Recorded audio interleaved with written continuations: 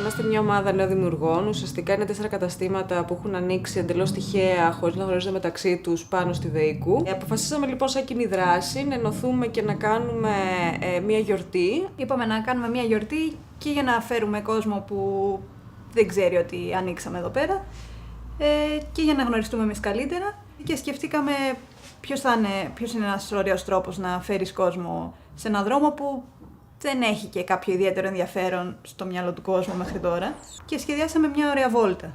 Εντάξει, εννοείται υπήρχαν μέσα τα καταστήματά μας, αλλά υπήρχαν και κάποια πράγματα τα οποία ήταν απλά του γούστου μας, το οποίο μπορεί να ήταν κάποιος φούρνος, κάποιες ταμπέλες, κάποιες επιγραφές. Και έδεσε πολύ ωραία και προσπαθώντας να υλοποιήσουμε την ιδέα της κοινής γιορτής και το να είναι ένας δρόμος που γιορτάζει και μπορούν να συμμετέχουν στο δικό τους ρυθμό όλα τα μαγαζιά, βρήκαμε και άλλους ανθρώπους στην πορεία οι οποίοι τους ενδιαφέρει αυτό το πράγμα. Μπορεί να έχουν ανοίξει χρόνια, μπορεί να έχουν κάποιο παραδοσιακό επάγγελμα ή κάτι τελείως διαφορετικό, αλλά υπήρχε μια κοινή βάση τελικά για όλους. Αυτό είναι εντυπωσιακό. Η συνοικία εδώ πέρα είναι μια πανέμορφη συνοικία. Έχουν ανοίξει ίσως τυχαία κάποια πολύ ωραία μαγαζιά, που είναι πολύ καλό, που μπορούμε να συνεργαστούμε. Έχουμε ένα διαφορετικό είδος μαγαζιού, που αυτό το διαφορετικό είδος συνεργάζεται με τους...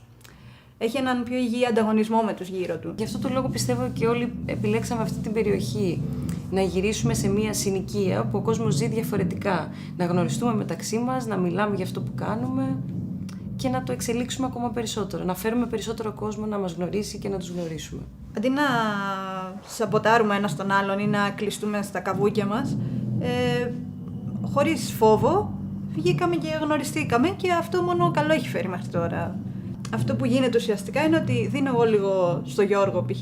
και ο Γιώργος μου δίνει και αυτός λίγο από το δικό του και γίνεται ένα πιο πολύ. Ουσιαστικά η μεγαλύτερη δυσκολία είναι να ξεπεράσεις τους φόβους σου και να μιλήσεις στον διπλανό σου, να τον αγκαλιάσεις.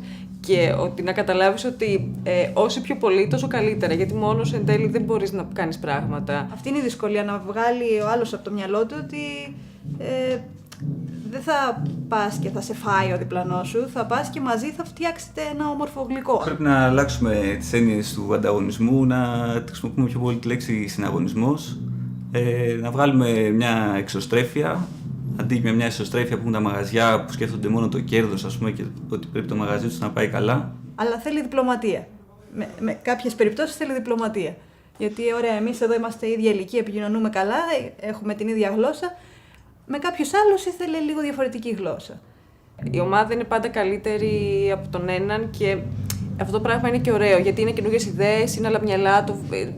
Υπάρχει ένα πράγμα, ένα το να εκλαβαίνει πολύ όμορφο εν τέλει από το να είσαι μόνος και να προσπαθείς εσύ μόνος σου, γι' αυτό και να περιμένεις. Μην αφήνεις αυτά που νομίζεις ότι θα γίνουν να σε εμποδίσουν από το να πλησιάσεις το διπλανό σου. Πλησίασέ τον και σε περιμένει μια ωραία έκπληξη.